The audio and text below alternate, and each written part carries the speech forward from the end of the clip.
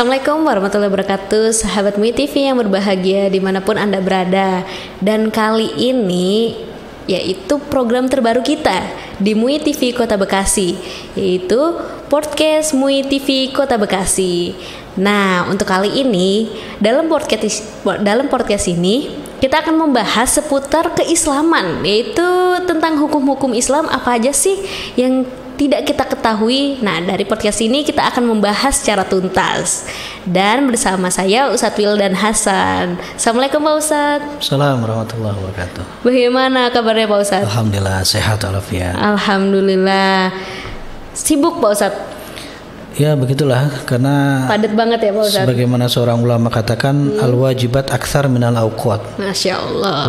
Kewajiban itu sebenarnya lebih banyak dari waktu yang tersedia gitu. Cuman kadang kita malas aja, padahal kerjaan banyak gitu.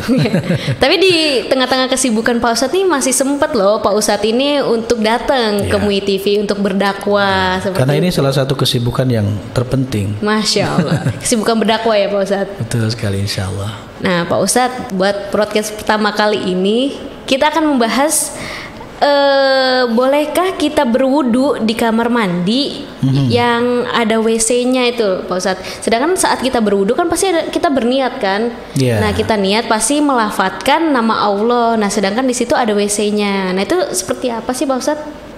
Ya, Islam itu kan agama yang sempurna ya.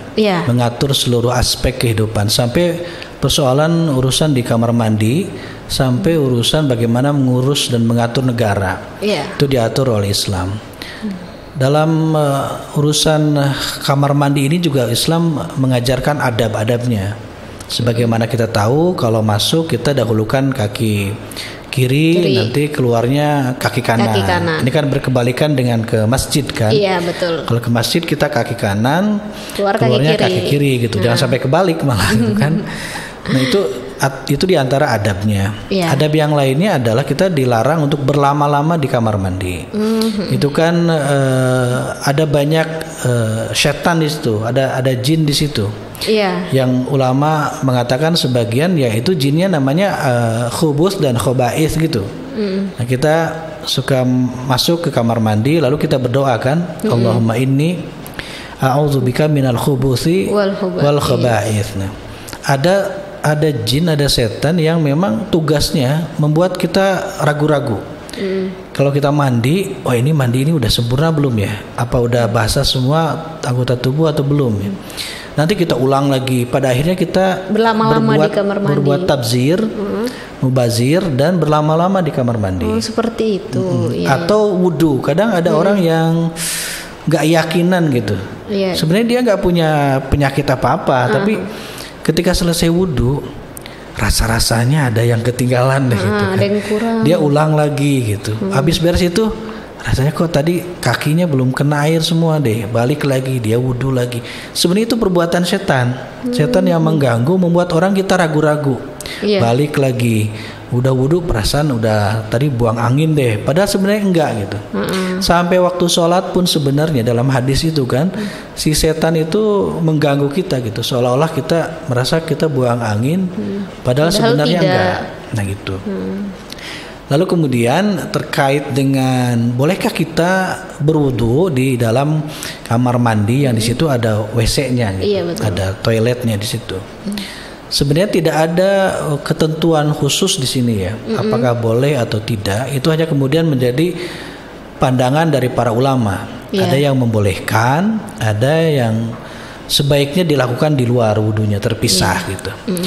Sejatinya sebenarnya selama air itu suci, suci itu kan tidak terjatuh najis di dalamnya yang merubah baunya, warnanya, dan rasanya. Kalau Syafi'iyah memang kan namanya air suci itu kalau sudah masuk standar air 2 kullah. Air 2 kullah itu digambarkan kalau kita menepuk pinggir air itu di satu sisi, nah si air itu tidak sampai gelombangnya ke ujung yang sananya gitu. Itu berarti air itu kalau kemasukan najis itu tetap suci kondisinya. Tapi secara umum pada prinsipnya yang disebut dengan air yang suci itu adalah air yang tidak berubah baunya, warnanya atau rasanya oleh najis gitu. Iya. Beda dengan Kalimalang kita gitu, itu udah nggak sama sekali suci, itu nggak bisa dipakai wudhu, nggak bisa dipakai mandi janabah. Meskipun panjang banyak airnya, tetap kondisinya udah nggak suci. Kenapa? Jelas warnanya berubah, udah berubah, baunya berubah, rasanya juga pasti berubah. Iya betul, gitu. semuanya sudah berarti berubah. Itu udah najis, nggak bisa dipakai untuk bersuci. Nah selama air itu di kamar mandinya, di bak mandinya tetap dalam kondisi suci, meskipun di sebelahnya ada WC gitu, sebenarnya itu tidak mengapa untuk digunakan berwudu di situ. Yang kedua, bagaimana dengan niat yang diucapkan? Kan sebenarnya niat itu kan amal hati. Kita berniat kan di dalam hati. Yang sering kali terjadi diskusi itu adalah terkait dengan talafuz bin niatnya. Niat itu dizaharkan, dilafazkan. Nah kalau dilafazkan kan tentu keluarlah kalimat-kalimat thayyibah yang memang kita dilarang mengucapkannya di dalam kamar mandi. Gitu. Berarti niatnya ucapkan saja di dalam hati. Gitu. Atau untuk meyakinkan diri kita, jika praktek tersebut masih meragukan kita, ya tidak mengapa kemudian selesai kita dari kamar mandi keluar, kita berwudulah di luar. Gitu. Meskipun sebenarnya selama airnya suci, selama kalimat thayyibahnya tidak terucapkan secara jahar dalam niat itu tidak mengapa kita berwudu di kamar mandi tersebut. Seperti itu. Iya. Nah itu bagaimana kalau misalkan nih Pak Ustadz, kalau kan biasanya anak muda ya Pak Ustadz, itu bawa HP lah atau nyanyi keras-keras di kamar mandi, ya seperti itulah Pak Ustadz. Nah itu bagaimana menurut Pak Ustadz? Kadang bapak-bapak pun ada yang begitu sebenarnya, bukan anak muda saja. Kenapa? Takut ketahuan sama istrinya gitu, HP-nya kalau ditinggal di luar gitu. Jadi dibawa ke dalam kamar mandi. Ke dalam gitu. Nah sebenarnya kadang itu iseng saja ya, anak-anak muda gitu kan di kamar mandi, daripada gabut kan. Bawa aja. Berlama-lama di kamar mandi, udahlah sambil lihat YouTube, Instagram. Cuman itu riskan. Riskannya kenapa?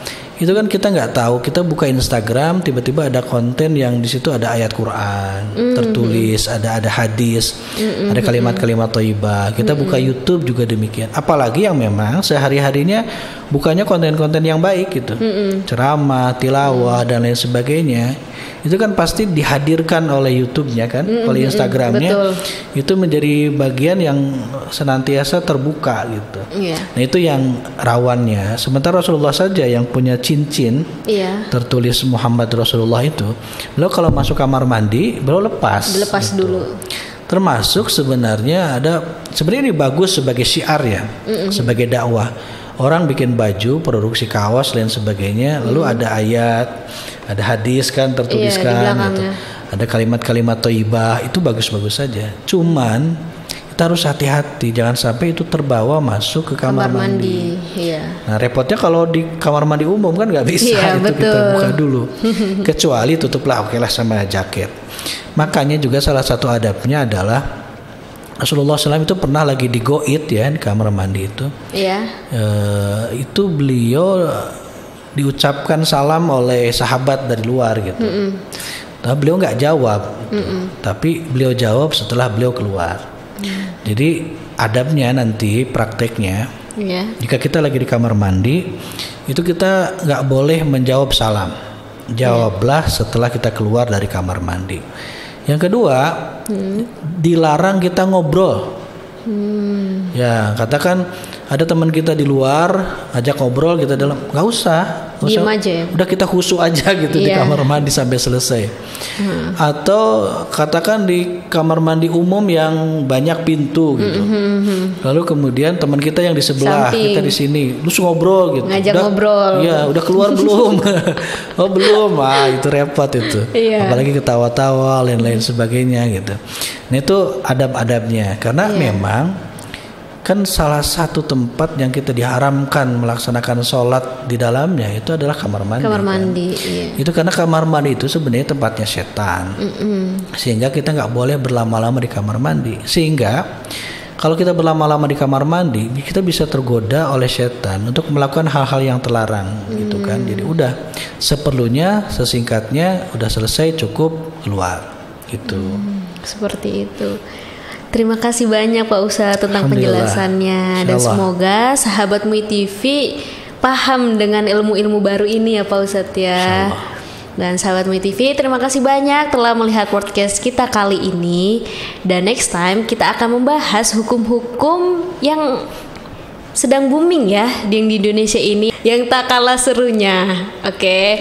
Dan untuk sahabat MUI TV yang belum mensubscribe, jangan lupa subscribe channel YouTube kita, yaitu MUI TV Kota Bekasi, dan juga follow Instagram kita MUI TV Kota Bekasi. Cukup sekian, sampai ketemu minggu depan. Wassalamualaikum warahmatullahi wabarakatuh. Waalaikumsalam.